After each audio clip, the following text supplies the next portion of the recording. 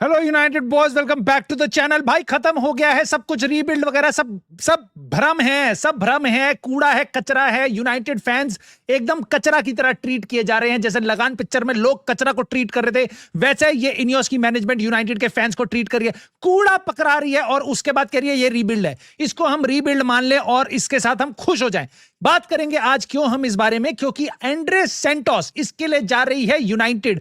भाई मेंटोस खा लो, सेंटोस पे मत जाओ। मैं तुम्हें फिर बता रहा हूं, डिटेल में बात करूंगा क्यों यूनाइटेड में किस प्रोफाइल पे प्लेयर आएगा, कितने का आएगा, क्यों आएगा, चेल्सी क्या उसको बेचना चाहती है, क्या वो हमारे को चिपकाना चाहती है। बात करेंगे इसके बारे में। साथ ही साथ यह भी खबर आ रही है कि एडरसन की डील ऑफ हो चुकी है या ऑन हो चुकी है। इसके बारे में मैं अपनी थोड़ी सी इलेक्ट्रिक शॉकिंग न्यूज तुम्हारे को दूंगा और साथ ही साथ भाई बहुत सारी और मिडफील्ड से रिलेटेड बातें करूंगा, क्योंकि मेरे अंदर बहुत कुछ भरा हुआ है, तुम्हारे सामने मैं प्रकट करूंगा उसको। लाइक और सब्सक्राइब से अपना सपोर्ट दिखा देना। 5000 सब्सक्राइबर किसी भी वक्त किसी भी क्षण हो सकते हैं और साथ ही साथ हाइप करके भी तुम वीडियो को सपोर्ट कर सकते हो और कमेंट करके अपने थॉट्स बता सकते हो। बट यूनाइटेड एक ऐसा क्लब है, मैं तुम्हें बता रहा हूं, जो बस हिस्ट्री में जी रहा है, हिस्ट्री में जी रहा है। यूनाइटेड के ट्रांसफर एक्टिविटी नहीं हो रही तो सारे जो सोशल मीडिया के अकाउंट्स हैं वो डेविड डिगिया की फोटोज डाल रहे हैं, वो कवानी के गोल्स दिखा रहे हैं, वो एरिक कैंटना के गोल्स दिखा रहे हैं। इसी में हम अकेले नहीं हैं जो बस हिस्ट्री में खोए हुए हैं। एक और नेशनल टीम है जो अपनी हिस्ट्री में ही खोई हुई है और आज वो वर्ल्ड कप से अपना बोरिया बिस्तर बांध के निकल गई। क्या मतलब है इस हिस्टोरिकल फिगर को, मॉन्यूमेंट को खिलाने का, मेरे को समझ नहीं आता। मेरे को बहुत प्यारा लगता था जब ये खेलता था, बट अब ये खेल नहीं रहा भाई। इसको 67 मिनट में डालने का क्या मतलब था ब्राजील को, मुझे समझ नहीं आया।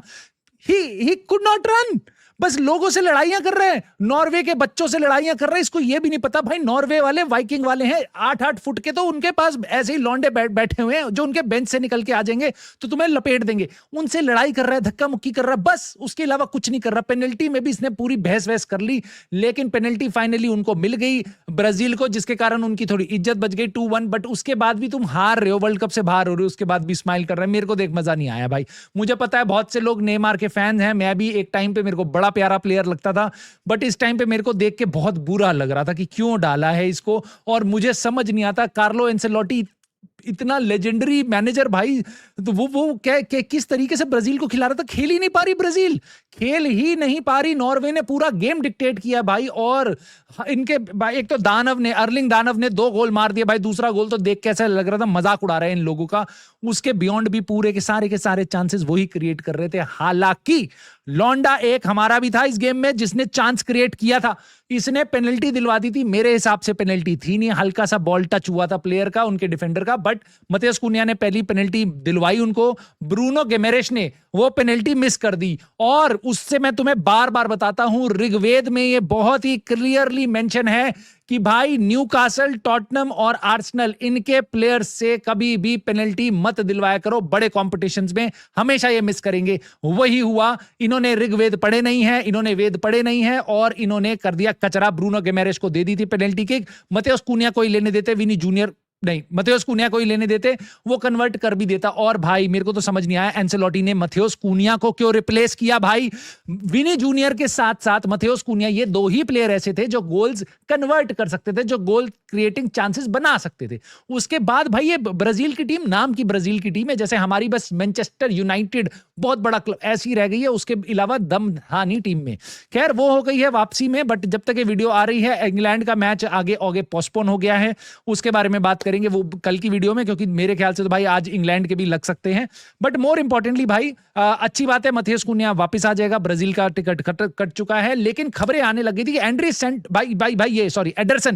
एडरसन की डील मैनचेस्टर यूनाइटेड के साथ स्टॉल हो गई है। जिनको नहीं पता, एडरसन अभी तक कंफर्म नहीं हुआ है, उसका सेकंड पार्ट ऑफ मेडिकल बचा हुआ था और ये खबर आनी शुरू हो गई थी आज। भाई मेरे को तो ऐसा लगा कि भाई अभी यूनाइटेड ने एक साइनिंग करी है, वो भी स्टॉल हो गई है, तो पता नहीं हम क्या करने वाले हैं। बट आगे आके फिर बेन जेकब्स, फब्रिज़ियो रोमानो, इधर उधर सारे जर्नलिस्ट ने बता दिया कि ऐसा कुछ भी नहीं है, स्टॉल नहीं हो रही है। अब जब इनकी टिकट कट चुकी है, ये वापस आ जाएगा बंदा। अब ब्राजील के जब इनका वर्ल्ड कप से पत्ता कट गया, अब इसका मेडिकल का सेकंड पार्ट हो जाएगा और ये डील कंफर्म हो जाएगी। खैर मोटी बात ये है भाई कि एडरसन का भी मैंने थोड़ा सा गेम देखा, अच्छी बात ये थी कि भाई देखने को मिल गया इसको थोड़ा बहुत मिनट, और देख के मुझे ऐसा लगा भाई ये जिस मिनट में आया अगले ही मिनट में नॉर्वे ने लीड ले ली, 0-0 के ड्रॉ से 1-0 की लीड ले ली थी, और कुछ खास नहीं लगा, कुछ खास नहीं लगा। मुझे नहीं पता इसका रोल भी क्या था इस गेम में खास दिखाने का, पूरी ब्राजील की टीम एकदम बेकार लग रही थी, बट कुछ खास नहीं लगा भाई। मतलब डर, मैं ऑनेस्टली तुम्हें बता रहा हूँ, दिल पे हाथ रख के बता रहा हूँ, मेरे को डर लग रहा है, मेरे को डर लग रहा है भाई। अब हंसी मजाक अपनी जगह, ये देख के और डर लग रहा है। एडरसन के बाद दूसरी साइनिंग जो हम करेंगे वो होगी एंड्रे सैंटोस। जिनको नहीं पता इस प्लेयर के बारे में, मैं आज तुम्हारे को थोड़ी बहुत चीजें बताता हूं। डेविड ऑनस्टीन ने पहले तो ये बॉम्बर मार दिया, उन्होंने बताया यूनाइटेड एक्सप्लोर कर रही है एंड्रे सैंटोस की डील। 22 साल का लड़का है, चेल्सी के लिए खेलता है, पहले स्ट्रासबर्ग में लोन पे भी गया था, और चेल्सी अगर ये डील ब्लॉक नहीं करेगी, अगर उनको डिसेंट पैसा मिल जाए तो। ना फब्रिज़ियो रोमानो जी ने भी आके बता दिया कि यूनाइटेड ने किया क्या है यहां पे। अब आपको ही पता करना होगा कि यूनाइटेड किस लेवल तक पहुंची है।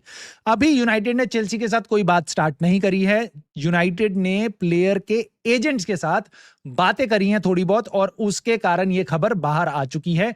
No official bid has been made, but ये इंडिकेशंस आए हैं कि इसकी वैल्यूएशन जो है वो ऑलमोस्ट 50 मिलियन पाउंड के आसपास दी गई है चेल्सी की तरफ से। सोर्सेस की तरफ से खबर सामने आ रही है कि चेल्सी 50 मिलियन तक एक्सपेक्ट करेगी इस प्लेयर को, जिसको उन्होंने 18-20 मिलियन में खरीदा था, उसके लिए वो 50 मिलियन डिमांड कर सकते हैं। यूनाइटेड ऑफ कोर्स उससे सस्ते में डील करेगी, 40 तक में डील क्लोज हो जानी चाहिए, क्योंकि इसको और कोई नहीं देख रहा। यस, न्यूकासल का भी नाम आ रहा है, न्यूकासल देख रही है इसको, बेन जेकब्स भी बता रहा है, बट मुझे नहीं लगता कोई बहुत ज्यादा हल्ला कुल्ला है। और अगर ये प्लेयर तुम लूज आउट भी कर दे तो मेरे को कोई भी बुरा नहीं लगेगा। मुझे बुरा क्या लगेगा, मुझे बहुत बुरा क्या लगेगा, और ये बुरा लग रहा है। वो बोल रहा है कि सैंटोस जाने को तैयार है, वो यूनाइटेड आने को तैयार है, क्योंकि उसको रेगुलरली गेम टाइम चाहिए। मतलब चेल्सी में तुम्हें गेम टाइम नहीं मिल रहा तो तुम कहां आओगे, तुम यूनाइटेड में आओगे। यूनाइटेड जैसा क्लब ऐसा है जहां पे बच्चों को गेम टाइम मिलता है। वाह वाह, मजा ही आ गया भाई देख के, ये सुन के ही मजा आ गया। टॉक अबाउट हमारी पॉलिसी कि हम उन्हीं प्लेयर्स को चाहते हैं जो यूनाइटेड आना चाहते हैं। भाई यूनाइटेड इसलिए आना चाहते हैं क्योंकि उनको अपने क्लब में बेंच ऑप्शन है। वो उनको लग रहा है यूनाइटेड की फर्स्ट मिडफील्ड, हम तो फर्स्ट टीम में घुस जाएंगे भाई, मिनट ही मिनट मिलेंगे, इसलिए आना चाह रहे हैं लड़के तुम्हारे पास। यूनाइटेड खैर क्यों देख रही है इस प्लेयर को, अगर आप अपने दिमाग में थिंकिंग हैट रखोगे तो आपको समझ आएगा एक बहुत ही सरल सा इसका सोल्यूशन और इसका आंसर। यूनाइटेड इस प्लेयर को इसलिए देख रही है क्योंकि इसकी वेजेस कम है, वेजेस कम है। एडरसन की तरह इसकी भी सैलरी कम होगी। हम दोनों जगह पे सैलरी बचाएंगे, दो ब्राजीलियन प्लेयर्स लाएंगे, दोनों के दोनों ऐसे जिनको देख के तुम्हारा सर चकरा जाएगा और तुम बोलोगे कि भाई इनमें से कौन सा है जो चैंपियंस लीग में तुम्हारे लिए खेलेगा। दोनों के दोनों में भाई वो अडेप्ट कर ले प्रीमियर लीग से एडरसन, तब तक जब तक वो अडेप्ट करेगा भाई इसका क्या करोगे तुम, इसको खिलाओगे, कौन सी पोजीशन पे खिलाओगे, इसके बारे में मैं तुम्हें बताता हूं। ये एक ऐसा प्लेयर है भाई जो नंबर 6 पे भी खेल सकता है, नंबर 8 पे भी खेल सकता है। नंबर 8 पे खेलेगा तो कोबी मेनू का अल्टरनेटिव होगा, उसके पीछे खेलेगा। नंबर 6 पे खेलेगा तो भगवान भरोसे मेरे को समझ नहीं आता कैसे, क्योंकि चेल्सी के लिए पिछले सीजन में कुछ गेम खेला, उससे पहले स्ट्रासबर्ग के लिए खेल रहा था जो चेल्सी का सिस्टर क्लब है, जैसे हमारे लिए ओजीसी नीस है। हालांकि उनका क्लब ज्यादा अच्छा काम कर रहा है, बट उसमें इसको जब 20 साल का था तो इसको कुछ अवार्ड मिल गया था, इसने कुछ गोल्स मार दिए थे, तब से इनको कह रहे बहुत बढ़िया प्लेयर है। अरे भाई इतना ही बढ़िया प्लेयर है तो बाकी सारे बड़े क्लब्स इसको देख क्यों नहीं रहे हैं, क्यों? इसकी वैल्यू जहां साला कुत्ता जिसके पास 2 पैर हो और 2 हाथ हो उसकी वैल्यूएशन 80 मिलियन से स्टार्ट होती है, चेल्सी इसको क्यों 40-50 में लपेटने को तैयार हो रही है? चेल्सी अपने पास क्यों नहीं रखना चाहती इस प्लेयर को, जहां पे उनके पास ऑलरेडी 880 प्लेयर बैठे हुए हैं, उसमें से इसको उसके लिए क्यों ओपन हो रही है? बस प्रॉफिट के लिए? मेरे को लगता है भाई ये प्लेयर में दम ज्यादा नहीं है। प्लेयर डिसेंट है, बढ़िया है, लेकिन क्या एडरसन के बाद तुम इसको लाना चाहोगे? अगर तुम ले आए होते एलियट एंडरसन, उसके बाद मथेउस फर्नांडिस, और उसके बाद तीसरा प्लेयर होता एंड्रे सैंटोस, मेरे को कोई दिक्कत नहीं थी, बहुत बढ़िया, ले आओ, एक्सपेरिमेंट करते हैं, मजा आएगा देखने में। लेकिन अब दिक्कत यह है, एक पहले ही आप एक्सपेरिमेंट लेके आ रहे हो एडरसन की शेप में, प्लेयर बढ़िया है वापस से, बट क्या वो प्रीमियर लीग में तुम्हारे लिए मेन मिडफील्डर होगा? यस, कैजेमीरो से ज्यादा लेग्स हैं, बट क्या कैजेमीरो से ज्यादा हेड है? किसके पास है, किसके पास है वो एक्सपीरियंस जो यूनाइटेड को चैंपियंस लीग में हमारी नैया पार कराएगा? कौन है वो जहां हमें बोडो ग्लिम्ट जैसी टीमें कुत्ते की तरह रोन देंगी, उससे हमें बचाएगा? कोई ऐसा प्लेयर है? हमारी मिडफील्ड कैसी दिखाई देगी इसके बाद आप तीसरा प्लेयर कौन सा लाने वाले हो? क्या आप शुआमनी लाने वाले हो? अगर उसको नहीं लाने वाले तो क्या आप बलेबा लाने वाले हो? तो कैसी दिखाई देगी आपको मिडफील्ड? एडरसन, सैंटोस और Baleba, oh my god, I don't think so this is a rebuild, this is a scam, this is a scam जो यूनाइटेड के साथ खेला जा रहा है। लेकिन यूनाइटेड के फैंस ऐसे भरे पड़े हैं सोशल मीडिया पे, मैंने देखे हैं, जो आज से ही पागल हो चुके हैं। आज तक उनको नामो निशान नहीं पता था इस प्लेयर का। जैसे ही यूनाइटेड का लिंक आया है, डेविड ऑर्नस्टीन की ट्वीट आई है, उनको लगता है सबसे अंडररेटेड मिडफील्डर पूरी प्रीमियर लीग में अगर कोई है तो एंड्रेस सैंटोस है। They will tell you how Ineos are very smart in signing this player, जबकि इनियोस इस प्लेयर के लिए जा भी नहीं रही थी। कुत्ते की तरह इधर उधर से धक्के खा खू के अब हम इस प्लेयर के लिए जा रहे हैं। देखो, प्लेयर अगर साइन करेगा उसको सपोर्ट करेंगे, अपना प्लेयर है उसको करना पड़ेगा सपोर्ट, अपना ही भाई होगा, अपना ही बंधु होगा। But that does not mean that तुम्हें भेड़ बकरी बनना है और इनियोस जिस रास्ते तुम्हें चराएगी तुम्हें चरते जाना है, मैं करते हुए चले जाना है। मैं नहीं करना, मैन यूनाइटेड करना है मेरे भाइयों। मेरे को तुम ये बात बताओ, यूनाइटेड की ये ट्रांसफर की लिस्ट है, अब 2 साइनिंग करनी है। इन 6 नामों में से ये बताया सिस्टूनी ने, उन्होंने बताया एलेक्स स्कॉट, टायलर एडम्स, दोनों के दोनों बोर्नमथ के प्लेयर। एलेक्स स्कॉट 80-85 मिलियन से कम में जाएगा नहीं। टायलर एडम्स हम साइन क्यों कर रहे हैं वो मुझे समझ नहीं आ रहा। ऑलरेडी एडरसन हम साइन कर चुके हैं। सारे एक जैसे प्लेयर ही ले आओ और आगे बाकी एक पोजीशन में कोबी मेनू को बोलो भाई तू ही खेल ले आगे जाके। उसके बियॉन्ड एंड्रे सैंटोस वापस 22 साल का लड़का। भाई मथेउस फर्नांडिस, कुछ लोग ऐसा कह रहे हैं मथेउस फर्नांडिस से भी बढ़िया प्लेयर है एंड्रे सैंटोस। अरे भाई, अगर मथेउस फर्नांडिस से बढ़िया प्लेयर होता तो उसको गेम टाइम ज्यादा क्यों नहीं मिलता, तो उसके लिए और ज्यादा टीमें क्यों नहीं आती। मथेउस फर्नांडिस के लिए तो साला रियल मैड्रिड के लिंक आ रहे थे, पीएसजी के लिंक आ रहे थे, आर्सेनल के लिंक आ रहे थे, उसके बाद टॉटनहम ने जाके उसको साइन कर लिया। एंड्रे सैंटोस को कौन सी बवासीर सा क्लब है, क्या बावेरियन क्लब आ रहा है, कोई बायर्न म्यूनिक आ रही है या रियल मैड्रिड, बार्सिलोना, कौन सी आ रही है इसको देखने, मुझे समझ नहीं आ रहा। तो कैसे हो सकता है सबसे अंडररेटेड प्लेयर जिसको चेल्सी खुद रेट नहीं कर रही है, कह रही ले जा भाई, थोड़ा सा प्रॉफिट दे दे, ले जा इसको, निकल भाई। 22 साल का हो गया है, अभी भी ये वर्क इन प्रोग्रेस है। ये कैसा वर्क इन प्रोग्रेस है जो कब कंप्लीट होगा। कोबी मेनू से भी बड़ा है प्लेयर भाई। तुम सोच रहे हो 22 साल का प्लेयर है, नॉट दैट कि एक्सपीरियंस के साथ आ रहा है, नो, 22 साल का है लेकिन एक्सपीरियंस नहीं है, पोटेंशियल है। पोटेंशियल होगा, हो सकता है 2 साल बाद बहुत अच्छा प्लेयर बने। 2 साल तक मैं किसके मम्मी को मम्मी बोलूंगा भाई, मुझे समझ नहीं आता भाई, मुझे समझ नहीं आ रहा मेरी टीम के साथ हो क्या रहा है यहाँ पे। फीलिक्स मेचा, इसका नाम क्यों लिखा गया है, क्योंकि 100 मिलियन से ज्यादा की डिमांड होगी। इसका नाम पहले ही काट दो हमारे लिस्ट में से प्लीज। उसके बाद आते हैं शुआमेनी और उसके बाद आते हैं कार्लस बलेबा। शुआमेनी के बारे में तो मैं बात करूंगा, but Carlos Baleba really, Carlos Baleba के लिए हम जाने वाले हैं वापस से। तो वापस भाई खत्म कर दो ना इस क्लब को। मैं तुम्हें पहले बता रहा हूं, हमारे को साइन ऑफ दे देना चाहिए कि भाई चैंपियंस लीग हमें बस पैसे दे दो, हम गेम खेलने नहीं आएंगे क्योंकि हमारे पे प्लेयर बचे नहीं है। कोबी मेनू, कार्लस बलेबा, एडरसन और एंड्रे सैंटोस, मुझे गिन के बता दो इन सब में चैंपियंस लीग के चारों के मिला के कितने गेम्स बन रहे हैं। प्लीज मुझे बता दो कितने चैंपियंस लीग के गेम ये सारे मिला के खेले हैं। जितना भी टोटल आएगा वो सारा का सारा एडरसन के ही कुछ मैचेस होंगे, उसके अलावा किसी ने कोई मैचेस नहीं खेले। जब कोबी टीम में आ रहा था तब हम चैंपियंस लीग में लास्ट दिखाई दिए थे 2-3 साल पहले, उसके बाद तो हम चैंपियंस लीग में है ही नहीं। तो मुझे समझ नहीं आ रहा भाई, हम ब्रूनो फर्नांडिस की कमर कब तक तोड़ेंगे, उस बूढ़े आदमी को कब तक हम घसीटेंगे, रगड़ेंगे मिडफील्ड में कि भाई तू ही सब कुछ करके दे। एक मिडफील्ड में बढ़िया प्लेयर क्यों नहीं साइन कर सकते हम।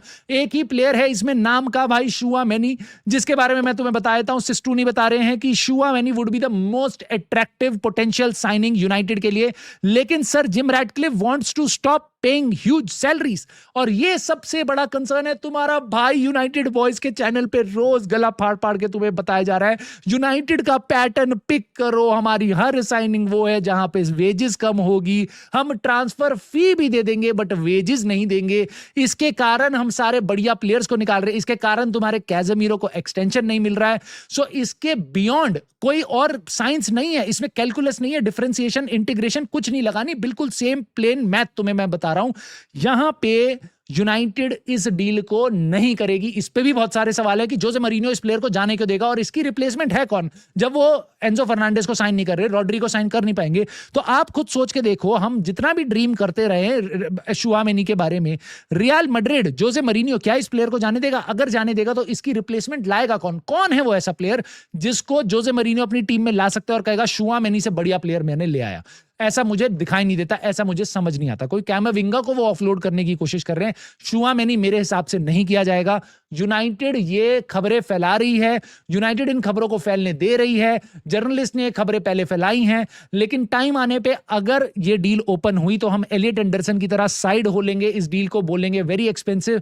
पहले भी फब्रिज़ो रोमानो बता चुके हैं कि इसकी सैलरी वगैरह, उसकी जो वेजेस होंगी वो यूनाइटेड के लिए बहुत डिफिकल्ट है मेंटेन करनी, ऑफर करनी। और अगर अगर जस्ट इन केस ये प्लेयर बाय चांस अवेलेबल हो भी जाता है तो यूनाइटेड इकलौता क्लब नहीं होगा, बाकी और क्लब मंडराने आ जाएंगे। मुझे लगता है Tchouameni is not leaving Real Madrid. तो हमारा जो मिडफील्ड का रीवैम्प है भाई, डन हो गया, खत्म हो गया। मुझे समझ नहीं आ रहा मैं क्या बोलूं तुम्हारे को, मेरे को समझ नहीं आ रहा, मैं सच बता रहा हूं, मुझे समझ नहीं आ रहा। और मतलब यूनाइटेड फैंस को सुन लो भाई, तुम्हारी स्काउटिंग तो हमें पता है किस किस थर्ड क्लास लेवल की है भाई, मुझे पता है। तुम साला खुद डेटा एमबी के चार्ट में से देख देख के प्लेयर्स को देखते हो और वहां से तुम्हारी स्काउटिंग शुरू और खत्म हो जाती है। ऐसा ही बताया था मेरे को किसी एक भाई ने लाइव स्ट्रीम की चैट में। मुझे समझ नहीं आता हम ऐसे प्लेयर्स को क्यों नहीं मॉनिटर कर रहे हैं। स्टिलर, संगारे, मुझे पता है कि भाई ये प्रीमियर लीग प्रूवन नहीं है, but so is Ederson. But these are one of the best players अपनी लीग में कुक कर रहे हैं। मुझे पता है ऐसे 4 प्लेयर लाओगे, 4 में से 2 एकदम फेल हो जाएंगे, 2 ही चलेंगे, मुझे पता है। लेकिन कम से कम तुम ये भी तो बताओ कि एंड्रे सैंटोस चल जाएगा, उसकी क्या गारंटी है? एडरसन चल ही जाएगा, उसकी क्या गारंटी? और चल भी गया तो कितना बढ़िया प्लेयर होगा, तुम मुझे ये बता दो। और मुझे ये भी बता दो कैज़ेमीरो को रिप्लेस कौन सा करने वाला है, इनमें से कौन सा नाम है जो तुम्हारे को लगता है कैज़ेमीरो को रिप्लेस कर सकता है? भाई मैं सच बता रहा हूं, मुझे पहले लग रहा था कार्लोस बलेबा ना साइन कर ले, बट अब मुझे लग रहा है जिस तरीके के प्लेयर हम लेके आ रहे हैं, Carlos Baleba is going to be the elite midfielder उस लिस्ट में से। मैं सच बता रहा हूं, मेरे को समझ नहीं आ रहा अगले सीजन क्या होने वाला है। और सबसे बड़ी बात, मथेउस फर्नांडिस की डील हमने लूज आउट करी है, लेकिन उसमें एक चीज बहुत बढ़िया थी जो मैं तुम्हें अपनी लाइव स्ट्रीम में मैंने कल बात करी थी। भाई मथेउस फर्नांडिस से रॉबर्टो डिजर्बी ने जाके बातें करी, उसको प्लान भेजा, उसको ये बताया यहां खेलेगा वहां खेलेगा, सब कुछ किया, right? Last year Ruben Amorim ने यही सारी बातें करी थी फोन पे, वीडियो कॉल पे, आई डोंट नो किस तरीके से, मथेउस कुनिया के साथ और ब्रायन एम्बूबू के साथ और Benjamin, I don't know, may be Benjamin Sesko के साथ, certainly not with the keeper, but in सब के साथ बात करी थी, उनको आइडिया सेल किया था। माइकल कैरिक क्या कर रहा है आज की डेट में? भाई माइकल कैरिक विंबलडन देख रहा है। ये विंबलडन, साला तुम वर्ल्ड कप देख रहे हो, यूनाइटेड की न्यूज देख रहे हो, ये भाई विंबलडन देख रहा है। अब तुम बोलोगे भाई माइकल कैरिक को क्यों तोड़ा, माइकल कैरिक को क्यों रगड़ रहे हो, उसको भी तो खेलने दो, उसको भी तो अपना काम करने दो। भाई मुझे तुम एक बात बता दो, माइकल कैरिक को क्यों छोड़ा जाए? मैं सच में तुमसे आज ये सवाल करता हूं।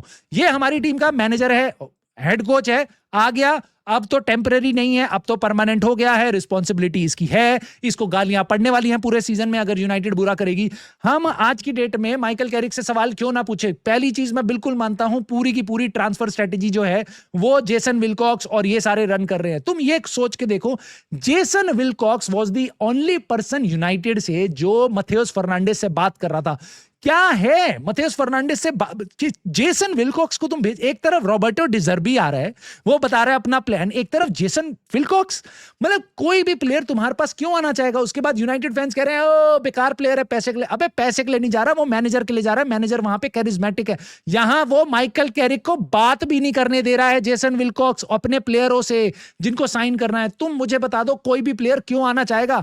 उनको पता चल रहा है कि भाई मैनेजर यहां पे जेसन विलकॉक्स ही है, यही सारे आइडिएशन कर रहा है, माइकल कैरिक को बस इन्होंने हेड कोच की तरह रखा हुआ है, उससे मेरे को बात भी नहीं करने दे रहे, उससे एक मिस कॉल भी नहीं आ रही है। तो कोई भी प्लेयर यहां पे क्यों आना चाहेगा? क्यों आना चाहेगा? और माइकल कैरिक को भी रगड़ना पड़ेगा भाई। मतलब he should be demanding, he should be demanding, he should be putting his foot down and basically जो जेसन विलकॉक्स पकड़ा रहा है इसको खुशी खुशी नहीं लेना चाहिए। इसको we are Manchester United, we are ambitious, ये सब बढ़िया बढ़िया जो बातें होती थी वो इनको जाके अब पेलना चाहिए, जाके जेसन विलकॉक्स को कमरे के अंदर, प्रेस कॉन्फ्रेंस में नहीं, एमरिम की तरह कम से कम कमरे के अंदर तो डिमांड लानी चाहिए।